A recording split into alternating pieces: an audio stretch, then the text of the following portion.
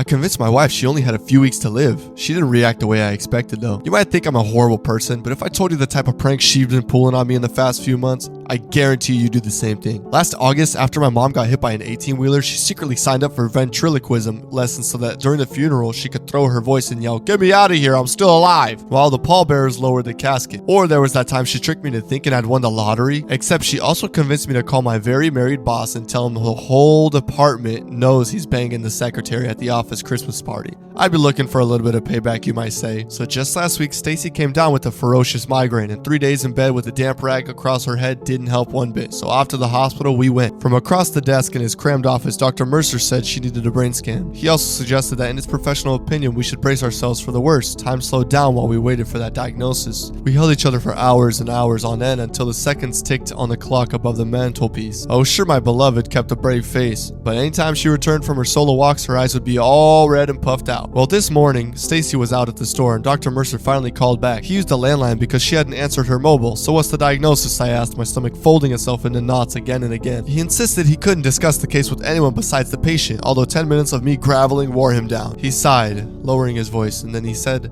he had a hunch Stacy and I would have cause for a celebration this Valentine's Day. All joy seeped back into the world. I thanked the doc a million times before collapsing into the chair, an idea for a prank already blooming in my mind, and boy was it a doozy. At the lounge table, I rubbed my eyes until they turned all bloodshot and then practiced my soul and face. Soon I heard Miss Lovesaprank come through the front door, kicking off her shoes and shuffle along the hall. As she stepped into the room, I looked up without saying a single word. A hand shot up over her mouth. I swallowed a gulp, and then in a thin, weak voice I said, "Dr. Mercer called." "Is it bad?" she said. Rather than answer, I simply pretended to sob into my hands. Stacy didn't burst into tears or scream, nor did she collapse on the floor. Instead, she let out a deep sigh and threw her head back on the wall. Beside the window stood a dark wooden cabinet. She went over to it, slid open the bottom drawer, and lifted out this huge metal trunk. I stood up. "Is everything okay?" The trunk had a combination lock. Once Stacy rolled the numbers into place, the latch opened with a little click.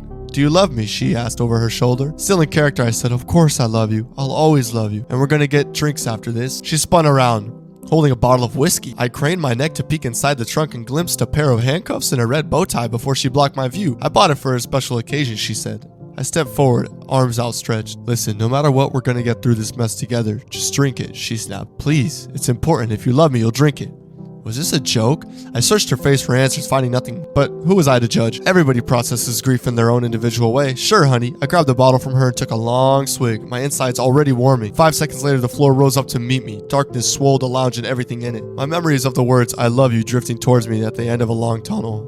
There was pressure inside of my skull. I tried to move, but I couldn't. My hands were cuffed behind my back and my ankles were bound together by a long piece of rope. I was propped up on the sofa in a tux. Through the haze, I saw two Stacys orbiting one another, both wearing her favorite dress, that red one that goes over the shoulder, and in her right hand she had a pistol. Where did that come from? Her voice echoed on and as she told me she prepared for this day years ago, that she couldn't bear the thought of me carrying on without her and starting a new family. Although I dipped in and out of consciousness, the words we'd have to go together kept stinging in my ears. I thrashed around, unable to speak. The best my drooling mouth could manage was slurred random syllables. Stacy sat beside me and pressed her right temple against my left, the pistol aimed in such a way one shot would tear through the both of our frontal lobes. Oh crap!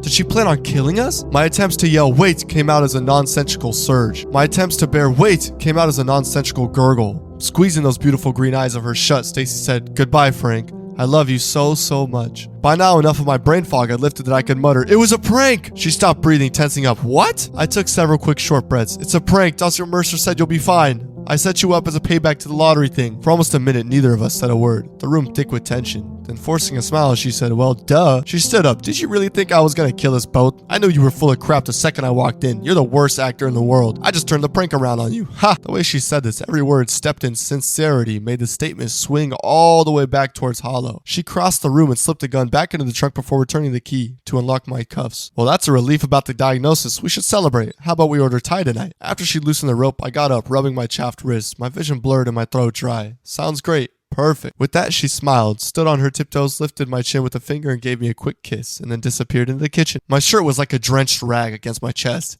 Had it been a prank?